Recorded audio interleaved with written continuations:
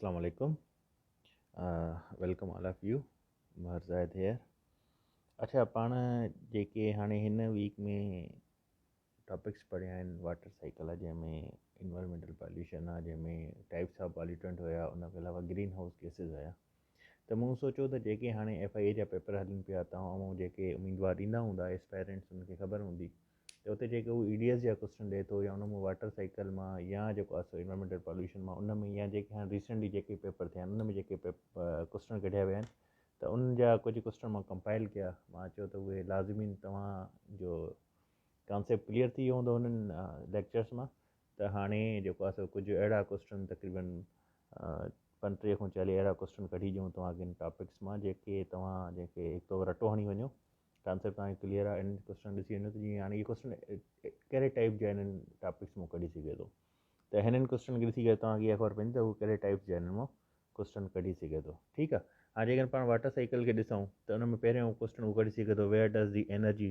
Date powers the water cycle जेकी energy water cycle खे power ॾींदी आहे या ताक़त ॾींदी आहे उहो छाजे थ्रू थींदो आहे हाणे जेकॾहिं तव्हांखे यादि हूंदो पाण कॉन्सेप्ट क्लियर कयो त जेके एवापोरेशन थींदी आहे इहा सन जे करे थींदी आहे ठीकु आहे रेस जेकी ईंदी आहिनि धरती ते त ज़ाहिर सी ॻाल्हि आहे त जेको वाटर साइकिल थिए थो उहा एनर्जी जेकी उनखे मिले थी उहा किथां मिले थी उहा सन मां मिले थी ठीकु आहे नंबर 1 नंबर 2 ते जेकॾहिं ॾिसूं त what is the correct term for moisture that falls to the ground from the clouds त जेको क्लाउड ते या क्लाउड मां जेको आहे ग्राउंड ते मॉइस्चर जेको किरंदो आहे त उनखे छा चवंदा आहियूं पाण कंडेंसेशन चवंदा आहियूं हाइबरनेशन चवंदा आहियूं एवापोरेशन चवंदा आहियूं या पर्सिपेशन चवंदा आहियूं तव्हांखे यादि हूंदो पाण पढ़ियो हुओ त कहिड़े बि क़िस्म मां चाहे उहो हेलस्टॉर्म हो स्नोफॉलिंग हुजे मॉइस्चर हुजे या रेन जी शकल में हुजे जॾहिं ककरनि मां बादलनि मां उहो हेठि किरंदो आहे त पाण उनखे हमेशह छा चवंदा आहियूं पर्सिपेशन चवंदा आहियूं ठीकु आहे उन खां पोइ उहो चए थो condensation is part of water cycle छा condensation part of water cycle जो जी बिल्कुलु पार्ट आहे पाण पढ़ियोसीं ठीकु आहे उन खां पोइ आहे वाट इज़ एवापोरेशन एवापोरेशन छा हूंदी आहे जॾहिं water gets warm and change from liquid water to water ठीकु आहे जॾहिं उहो वार्म थींदो आहे ठीकु आहे ऐं उहो चेंज कंदो आहे पंहिंजी शिकल किथां लिक्विड वाटर खां वाटर में त उनखे पाण छा चवंदा आहियूं एवापोरेशन ठीकु आहे जेकी ज़मीन मां ग्राउंड्स मां ओशन्स मां सी मां मुख़्तलिफ़ लेक्स मां जॾहिं वाटर जेको आहे सो वेपर जी शकल में मथे वेंदो आहे त पाण उनखे छा चवंदा आहियूं एवापोरेशन ठीकु आहे what is the correct term for rising water vapour meeting colder air and turning back into water droplet हिनखे कंडेंसेशन चवंदा आहियूं पाण ख़बर आहे ठीकु आहे त उहो चए थो करेक्ट टर्म छा आहे त जॾहिं राइज़िंग थींदी आहे वाटर वेपर जी ठीकु आहे न ऐं उहो मीट कंदो आहे छा सां कोल्डर एयर थधी हवा सां मिलंदो आहे ऐं उहो वापसि वरी ड्रॉपलेट जी शकल में ईंदो आहे त इन प्रोसेस खे छा चवंदो आहे इन प्रोसेस खे चवंदो आहे कंडेंसेशन सही आहे उन खां पोइ water is the only thing in nature date can be a solid liquid are a gas ठीकु आहे चए थो वाटर जेको आहे सो इहा वाक़ई नेचर में इहा वाहिद शइ आहे जेकी सॉलिड में हूंदी आहे जेकी बर्फ़ जी शकल में ठीकु आहे लिक्विड में बि हूंदी आहे ठीकु आहे पाणी जीअं पाण वटि हूंदो आहे ठीकु आहे जेको पाणी पाण पीअंदा आहियूं लिक्विड जी शकल में पाणी खे बेसिकली चइबो ई लिक्विड आहे जेकी शकल आहे या गैस जीअं वाटर वेपर जी शकल में मथे वञे त बादलनि जी शकल इख़्तियार करे थो इहा गैस आहे ठीकु आहे त इहो ट्रू या फॉल्स जी शकल में तव्हां ॾेई सघनि था ठीकु आहे त इहो वाटर ई थींदो सही आहे उन खां पोइ पाण ॾिसूं त what are the drops of water that form on cool surface during the night called त नाइट जे जॾहिं राति थींदी आहे थधनि जी माना सियारे जी राति में त तव्हां ॾिसो हूंदो राति जो हिकिड़ी लेयर हूंदी आहे वाटर जी ग्राउंड ते लैंड ते उनखे पाण छा चवंदा आहियूं ड्यू या सुबुह जो जॾहिं पाण उथंदा आहियूं त पाण खे शबनम वणनि ते न मिलंदी आहे ज़मीन ते मिलंदी आहे उनखे पाण छा चवंदा आहियूं ड्यू ठीकु आहे चए थो when a liquid change to a gas it's called precipitation त जॾहिं लिक्विड जेको आहे सो चेंज थींदो आहे गैस में त हिनखे पर्सिपेशन चवंदा आहियूं इहो ट्रू आहे या फॉल्स आहे ठीकु आहे उहो तव्हां पुछे थो त इहो छा थींदो आहे इहो फॉल्स थींदो आहे पाण खे इहा ख़बर त पर्सिपेशन जो इहो हूंदो आहे जॾहिं गैस खां छा में कन्वर्ट थींदो आहे वाटर में कन्वर्ट थींदो आहे ठीकु आहे जेकी रेन जी शकल में ईंदो आहे या हेल स्टॉर्म जी शकल में ईंदो आहे या स्नोफॉलिंग जी शकल में ईंदो आहे ठीकु आहे त उनखे पाण छा चवंदा आहियूं पर्सिपेशन चवंदा आहियूं उन खां पोइ चए थो एवापोरेशन कंडेंसेशन ऐं पर्सिपेशन ऑल पार्ट ऑफ दी हाणे इहे छाजा आहिनि सॼा जा सॼा पार्ट इहे जेकॾहिं पाण हिते हाणे मां कुझु लिखिया पई हिन जा पोइ मां चयो तव्हांखे सम्झाइण जे टाइम ई माण्हू लिखे त उहो वधीक बेटर त इहो छाजो पार्ट आहे पाण सॼो हिकिड़ो टॉपिक जेको पढ़ियो आहे इहे सॼो उन जा पार्ट्स आहिनि वाटर साइकिल ठीकु आहे एवापोरेशन कंडेंसेशन ऐं पर्सिपेशन जेको आहे सो छाजा पार्ट्स आहिनि वाटर साइकिल जा आहिनि चए थो वेन गैस चेंज इन two a liquid is called, हाणे जॾहिं गैस लिक्विड में चेंज थिए थी त हिनखे छा चइबो आहे, कंडेंसेशन चइबो आहे। ठीकु आहे।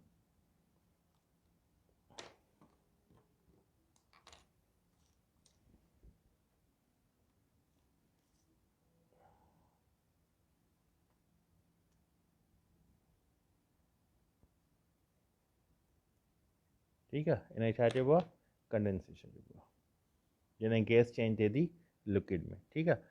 Moisture that fall from the sky is called fog. हाणे इहो तव्हांखे ट्रू ऐं फॉल्स में बि ॾेई सघे थो, अहिड़ा क्वेश्चन ॾींदो आहे त जेको मॉइस्चर मथां आसमान तां किरंदो आहे उनखे पाण फोग चवंदा आहियूं, न उनखे पाण बिल्कुलु फोग न ई चवंदा, उनखे पर्सिपेशन चइबो आहे। ठीकु आहे। त इहे छा थींदो, फॉल्स थींदो। ठीकु आहे। उनखां पोइ आहे, हाणे ॾिसो, हाणे उहो चए थो जॾहिं तव्हां अहिड़ो क्वेश्चन बि अची सघे थो, हे क्वेश्चन MOD जे पेपर में आयो। ठीकु आहे, AD MOD जे पेपर में आयो, मूंखे यादि आहे, तॾहिं मां लिखियो। त चए थो जॾहिं तव्हां नोटिस कंदा हो त पैडल जेको आहे थोरो थोरो पाणी हुते हुते पियो हूंदो आहे। ठीकु आहे। जेकी टायर जॾहिं घुमी वेंदो आहे उन में पाण ॾिसंदा बारिश थींदी आहे, या पोइ तव्हां ॾिसंदा आहियो केॾी महिल में पाणी पीअंदा, वरी तव्हां सुबुह जो अची करे स्कूल जी रूटीन में ईंदा वेंदा हो या ॿिए कंहिं कम सां ॾिसंदा त पाणी गायब थींदो आहे। हाणे उहो पाणी केॾांहुं थो वञे, उहो पाणी एवापोरेट थी थो वञे, मथे थी थो वञे। ठीकु आहे। त इहो likely happen to the puddle to water, चए थो छा कहिड़ी शइ थी सघे थी हिन सां, या इहो कहिड़ो प्रोसेस आहे, त हिनखे पाण छा था चऊं, इहो कहिड़ो प्रोसेस आहे, एवापोरेशन जो प्रोसेस आहे। ठीकु आहे। त इहो एवापोरेटेड थी वेंदो आहे वाटर, हिते पाण लिखी सघूंसि था, इट्स एवापोरेटेड। ठीकु आहे। त इहो एवापोरेट थी थो वञे। उनखां पोइ आहे, चए थो snow and hell are example of, हाणे स्नो एंड हेल छांजा एग्ज़ाम्पल आहिनि। ठीकु आहे। इहा तव्हांखे ख़बर हूंदी, इहे छांजा एग्ज़ाम्पल आहिनि, पर्सिपिटेशन जा। ठीकु आहे। पाण पढ़ियो आहे त स्नो जी शक्ल में हुजे, हेल फॉर्म जी शक्ल में हुजे, रेन जी शक्ल में हुजे, या फोग जी शक्ल में हुजे, हिन सभिनी छा चइबो आहे, पर्सिपिटेशन। ठीकु आहे। उनखां पोइ आहे when water evaporate it change इन टू, हाणे जॾहिं वाटर जेको आहे सो इवापोरेट थिए थो। ठीकु आहे न, त इहो छा में चेंज थिए थो, जॾहिं ज़मीन मां मथे वञे थो, बादल ठहनि था, इहो गैस जी शक्ल में अचे थो। ठीकु आहे। त इहो छा में चेंज थिए थो, गैस में चेंज थिए थो। सही आहे। ठीकु आहे। उनखां पोइ उहो तव्हांखां पुछी सघे थो which of these is an example of liquid water, हाणे हिन में उहो तव्हांखे एग्ज़ाम्पल ॾेई सघे थो, रेन आहे, ठीकु आहे, फॉरेस्ट आहे, आइस आहे, या स्टीम आहे, इन मां जेको आहे सो कहिड़ो लिक्विड वाटर जो आहे, त ज़ाहिर सी ॻाल्हि आहे पाण खे ख़बर आहे रेन जेको आहे सो इन्हनि मां एग्ज़ाम्पल आहे छांजो, लिक्विड वाटर जो। सही आहे। दी आइस छो त जेको आहे सो जॾहिं स्नो किरे थी उहा त लिक्विड न हूंदी। ठीकु आहे। जॾहिं हेल स्टॉर्म किरनि था उहे बि लिक्विड न हूंदा। ठीकु आहे। त लिक्विड कहिड़ा हूंदा आहिनि, जेकी पर्सिपेशन थींदी आहे लिक्विड कहिड़ी शक्ल हूंदी आहे, रेन हूंदी आहे, जेकी मींहं जी शक्ल में ईंदी आहे। ठीकु आहे। उनखां पोइ the ice cube placed in sunlight melts quickly, which best explain this event. छो त जॾहिं तव्हां आइस क्यूब ॾिसंदा आहियो, तव्हां जॾहिं को बि तव्हां का ड्रिंक वठो, उन में आइस क्यूब तव्हां विझंदा, उन थधे करण लाइ, जेकॾहिं थधी न हूंदी त उहो सनलाइट में तव्हां रखो त उहा मेल्ट थी वञे जल्दी सां। इन इवेंट खे, इन खे छा चइबो आहे। ठीकु आहे न। त इहो छाजे करे थिए थो, इहो इन करे थिए थो, सन जेको आहे सो इहो हीट क्रिएट करे थो, इन जे करे इहो शइ थिए थी। सही आहे। उन खां पोइ आहे दी गैस फॉर्म ऑफ वाटर। ठीकु आहे। त जेकी गैस फॉर्म ऑफ वाटर आहे उनखे पाण छा चवंदा आहियूं, हाणे हुन में तव्हांखे एग्ज़ाम्पल ॾेई सघे थो, वाटर साइकिल, इवापोरेशन, कंडेंसेशन। ठीकु आहे। पर्सिपेशन, पर हिनखे पाण छा चवंदा आहियूं, वाटर वेपर्स। वाटर वेपर ई हूंदा आहिनि जेके वञी करे मथे क्लाउड ठाहींदा आहिनि। ठीकु आहे।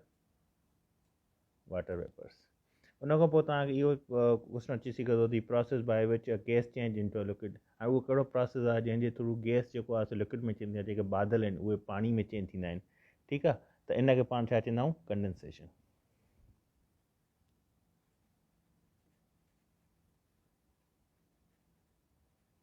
ठीकु आहे। हाणे इन सां गॾु तव्हांखे पर्सिपेशन जो, वाटर साइकिल जो, इवापोरेशन जो, या अहिड़ो को बि तव्हांखे उहो ॾेई सघे पियो, पर हिनखे छा चइबो आहे, कंडेंसेशन। अच्छा, अॻियां चई सघे थो, what the process by which liquid change इन टू अ गैस, उहो कहिड़ो प्रोसेस आहे जंहिंजे ज़रिए लिक्विड जेको आहे उहो सो चेंज थींदो आहे गैसिस में। ठीकु आहे न। उहो कहिड़ो प्रोसेस आहे, अच्छा उहो कहिड़ो प्रोसेस आहे, पाण खे ख़बर आहे, उहो इवापोरेशन जो प्रोसेस आहे। हीअ क्वेश्चन तव्हां पाण वटि रखिजो। ठीकु आहे। ऐं PDF फॉर्म में तव्हां वटि ईंदा आहिनि ऐं हिननि खे बार बार तव्हां रिपीट कंदो त इनशाला तव्हां हिन मां को बि क्वेश्चन तव्हांजो न रहिजी वेंदो ऐं इहे क्वेश्चन निकिरंदा आहिनि, ॿियो कोई न क्वेश्चन निकिरी बि नथो सघे। अॻिते चए थो on which day will the most pound water evaporate, कहिड़े ॾींहं ते एवापोरेट थींदी आहे वाटर जी, असांखे ख़बर आहे हॉट एंड सनी डेज़ ते। ठीकु आहे, जेके हॉट आहिनि, हाणे इन में घणनि माण्हुनि खे इहो लॻंदो आहे त जॾहिं बि बारिश थींदी आहे तॾहिं ई जेको आहे सो एवापोरेशन घणी थींदी आहे, छो त पाणी घणो हूंदो आहे। ठीकु आहे, पर जॾहिं हीट घणी थींदी आहे न, सनी डेज़ हूंदो आहे, हॉट हूंदो आहे, पोइ थींदो आहे। इन में ऑप्शन तव्हांखे ॾेई सघे थो cool and rainy days, hot and cloudy days या कूल एंड क्लाउडी डेज़। पर हिन जो जेको आंसर आहे त एवापोरेशन कॾहिं थींदी आहे जॾहिं हॉट गरम ऐं सूरज जेको आहे, सिज जेको आहे सो तड़पंदड़ सिज हूंदो आहे। ठीकु आहे, सनी डेज़ जंहिंखे पाण चवंदा आहियूं, सिज जॾहिं सही निकिरंदो आहे, उस सही पवंदी आहे। अच्छा, उनखां पोइ हिन में इहो चई सघे थो most of the water on earth is found in, हाणे जेको पाणी जेको फ्रेश वाटर आहे पाण खे, ठीकु आहे न, या जेको मोस्ट ऑफ दी वाटर पाण खे ख़बर आहे किथे आहे, ओशन्स में। ठीकु आहे, ठीकु आहे, पर जेको आहे सो जेको फ्रेश वाटर आहे, फ्रेश वाटर बि तव्हांखो पुछी सघे थो। ठीकु आहे, most of the fresh water, ॿई शयूं तव्हांखो पुछी सघे थो। त जेको फ्रेश वाटर आहे उहो छा में हूंदो आहे, ग्लेशियर्स में। ठीकु आहे, जेके मेल्ट थींदा आहिनि दरिया जी शक्ल में पाणी, स्टीम जी शक्ल में दरिया में पाणी ईंदो आहे, दरिया जी शक्ल में पाण वटि पाणी ईंदो आहे। ठीकु आहे, त हे हुया पंहिंजा वाटर साइकिल जा जेके MCQ, जेके रिपीटेड MCQs आहिनि उहे अची बि चुका आहिनि। ठीकु आहे, त हिननि सभिनी MCQs खे तव्हां तयारु कयो ऐं इनशाला हे तव्हांजे वरी ख़्याल में 20 जे राउंड अबाउट या 22 जे, त हे MCQ जेको आहे हितां ई कढी सघे थो, ॿियो किथां बि न कढंदो। अच्छा, उन खां पोइ पाण इन्वायरमेंटल पॉल्यूशन पढ़ी थी। हाणे इन्वायरमेंटल पॉल्यूशन में कहिड़ा क्वेश्चन कढी सघे थो, हाणे उहो तव्हां चई सघे थो the unfavourable alteration of environment due to the human activity is termed as, जॾहिं अनफेवरेबल अल्ट्रेशन थींदी आहे इन्वायरमेंट खे, जॾहिं ह्यूमन एक्टिविटी जे करे नुक़सानु थींदो आहे, त इन प्रोसेस खे छा चयो वेंदो आहे, उहो तव्हांखे हिते एग्ज़ाम्पल ऑप्शन ॾेई सघे थो। इकोलॉजिकल डिस्टर्बेंस चवंदो उनखे, या कैटास्ट्रोफ चइबो आहे, या इकोलॉजिकल डिग्रेडेशन चइबो आहे, पर उनखे बेसिकली छा चइबो आहे, पॉल्यूशन। ठीकु आहे, पाण पढ़ी आया आहियूं त जॾहिं इंसाननि जे करे इन्वायरमेंट खे नुक़सानु थींदो आहे, सही आहे, त उनखे छा चइबो आहे, पॉल्यूशन। ठीकु आहे, इन्वायरमेंटल पॉल्यूशन जंहिंखे पाण चवंदा आहियूं। Which of the following is the best indicator of SO2 pollution, कहिड़ो जेको आहे सो SO2 जो बेस्ट जेको आहे सो एग्ज़ाम्पल आहे, त हिनजो कहिड़ो हूंदो आहे। इन में तव्हांखे उहो एग्ज़ाम्पल ॾेई सघे थो, बैरोफाइट ॾेई सघे थो, लिचिन ॾेई सघे थो, एल्जाइड ॾेई सघे थो।